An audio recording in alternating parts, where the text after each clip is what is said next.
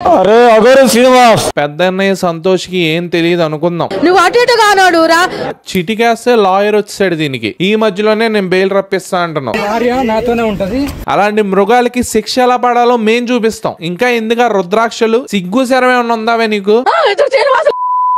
అయినా వాళ్ళకి బుద్ధి లేదు. ఫస్ట్ ఆఫ్ ఆల్ చెంపలు వాయిచ్చేలా కొడతా నేను. వాళ్ళ తండ్రి ఆవేదన ఎలా ఉందో చూపిస్తా చూడండి. ఇನ್ನು తల్లి ఇలాంటివి చేస్తున్నాడంటే ఎదవా ఏదో పోసినట్టు ఎంతో ఆనందంగా ఉంది. అండ్ నీ ఫ్యామిలీ మెంబర్స్ కూడా కరెక్ట్ కాదని తెలిసింది. వీడు ఆడ మగ అనేసి టెస్ట్ రిపోర్ట్స్ కి పంపిస్తే ఏమొచ్చిందంటే, so hi guys welcome back to film Bolte. కొత్తగా వచ్చిన సమస్య ఏంటంటే, లేడీ అఘోరీని కనీసం జైల్లో వేసుకోవడానికైనా ఆడోళ్ళ జైల్లోకి వెళ్ళాలా లేదంటే మగవాళ్ళ జైల్లోకి వెళ్ళాలా ఎవరికి తెలియట్లా. బికాస్ ట్రాన్స్జెండర్స్ ఉన్నారనుకోండి, ఒకవేళ వాళ్ళు ఆడోళ్ళు అయితే ఆడోళ్ళు జైలుకి వెళ్ళిపోతారు, ఆర్ఎల్స్ మగోళ్ళుగా మారితే మగోళ్ళు జైల్లోకి వెళ్ళిపోతారు. కానీ వీడు ఆడోడిగా మారినా వీడి హార్మోన్స్ అనేవి మగోడియే కదా. సో వీడిని ఎందులో ఇయ్యాలా అనేది అందరికి డౌట్. బికాస్ ఇది ఆడోడిదే అయినా ఒకవేళ ఆడోళ్ళు జైల్లోకి వెళ్ళారనుకోండి, అక్కడ మొత్తం అందరినీ నాశనం చేసి అక్కడ ఒక 10-20 మంది గర్ల్ ఫ్రెండ్స్ ని మెన్షన్ చేసి వాళ్ళ లైఫ్స్ కూడా నాశనం చేస్తాడు వీడు. కాబట్టి ఇన్ని ఆడ జైల్లో ఇయ్యాలా లేదంటే మగ జైల్లో ఇయ్యాలా అనేది ఇక్కడ క్వశ్చన్. సో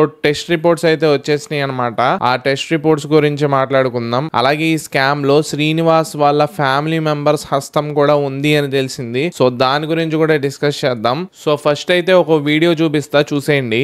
కేసు కోర్టులో ఉంది. చట్టం తన పని తాను చేసుకొని పోతుంది. నేను పోలీసులకు సహకరిస్తున్నాను, కోర్టుకు సహకరిస్తున్నాను. మీతో పాటు ఉన్న అమ్మాయి ఎక్కడ ఉంది? మీతో పాటు భార్య నాతోనే ఉంటది. జైలు కూడా మీతో పాటు వస్తుందా? చూసారా ఈ జాకోగాడు ఏం చేస్తున్నాడు? చట్టం తన పని తను చేసుకుంటూ పోతుందంట, నేను చట్టానికి సహకరిస్తానంట. అరే సైకో శ్రీనివాస్, అరే లుచ్చా, ఏమన్నా అర్థం అవుతుందారా నీకు? అరే దొంగ నాటకాలు వేసి బాడకో ఇన్ని రోజులు ఎన్ని డ్రామాలు వేసాక చట్టం తన పని తను చేసుకుంటూ పోయిద్దా? ఇంకేమన్నాడు? వర్ష